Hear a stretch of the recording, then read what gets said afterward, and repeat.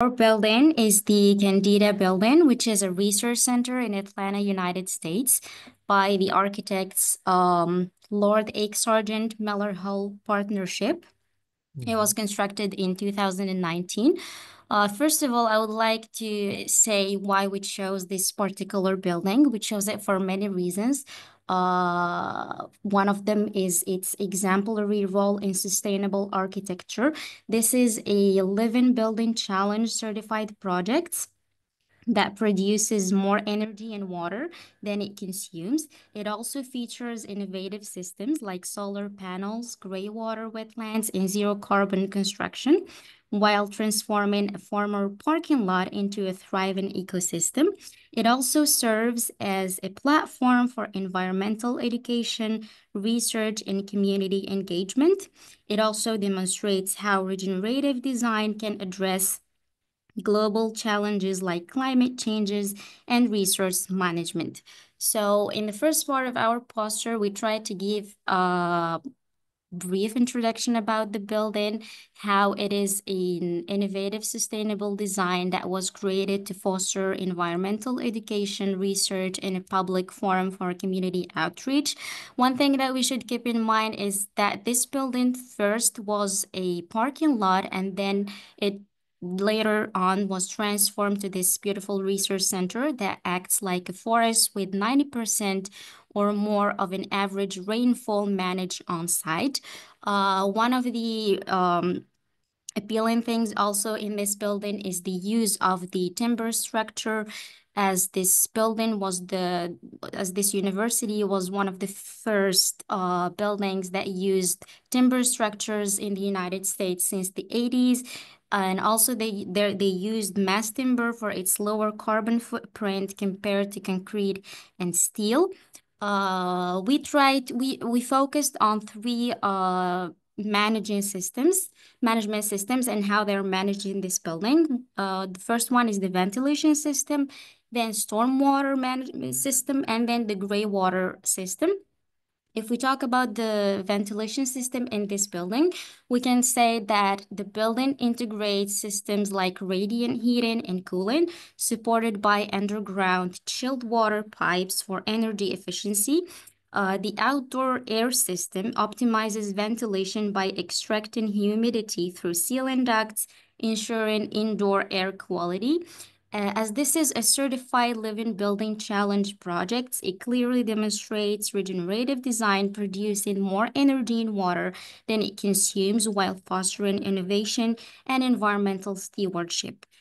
Here we can see how the ventilation and air circulates throughout the building. It comes from the radiant heating slabs, and it heats or cools the spaces depending on the climates. When it comes to the stormwater management, in this particular building, the rainwater is treated and then used for drinking fountains, sinks, and showers. The university right now spares a significant expense to discharge stormwater to Atlanta's overextended sewer system.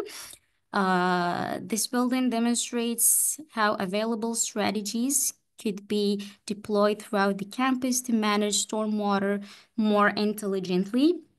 And one of the building's future visions is to try and convert and try and use the rainwater system in all no, sorry. So what the university is trying to do right now is to receive all required permits so that they can use the rainwater in the building for all potable water needs.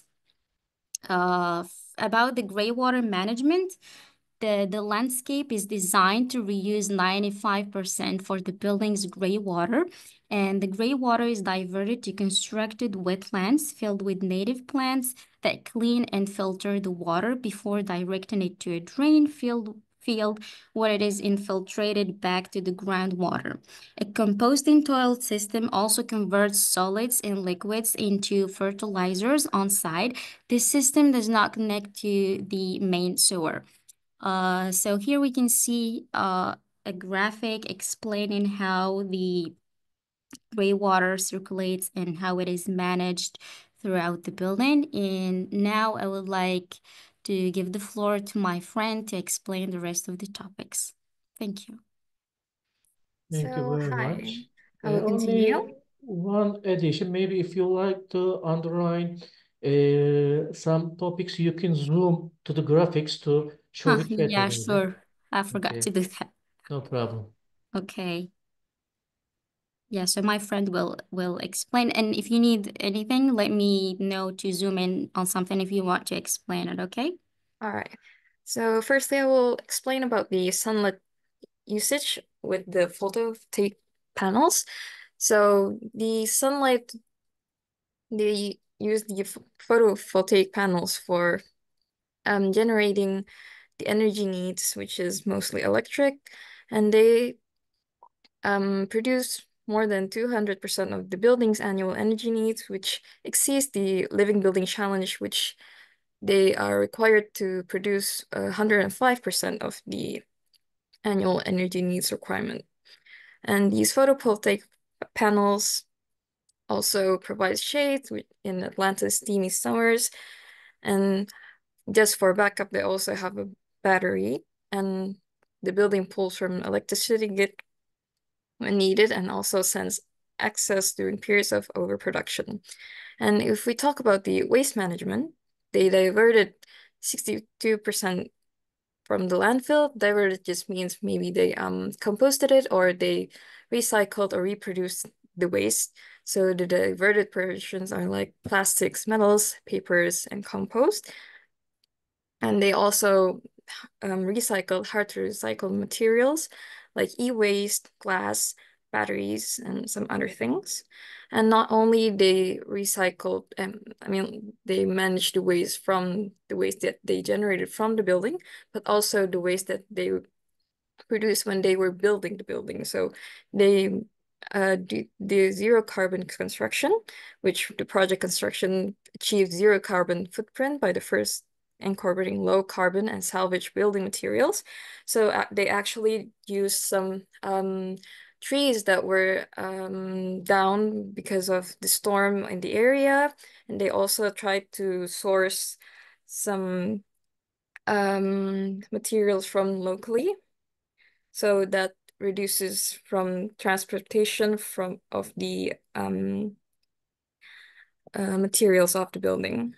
If you can zoom on these sections, please. As you can see, they use mostly timbers. And for the building to operate nicely on that climate, they use some water resistive air barriers and also some insulation, so it doesn't really completely rely on heating and cooling systems. And if you can go to the left side, please, I'm going to talk more about the living building challenge that it required. So the living building challenge required 20% of the site to be used for agriculture.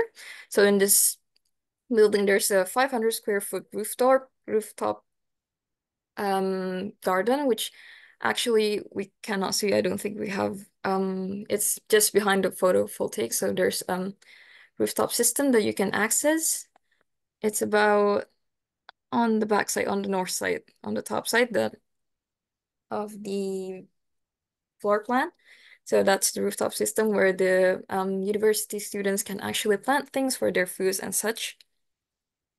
And also they have gardens surrounding them, which comprise of the pollinator gardens, some blueberry orchard, and some agricultural beds, which grows food, while actually simultaneously captures the stormwater. And at the ground level, there are also a 500, 350 square foot edible landscape where students and visitors can pick fruit and berries from trees, shrubs, and perennials year-round. So these fruit, berries, and trees are actually native to the Atlanta area, so they're not invasive in any means.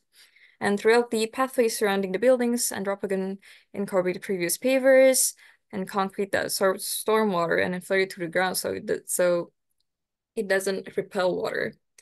And they also have a series of rain gardens around the building that manage stormwater runoff from adjacent pavement and provide habitat for pollinators and wildlife.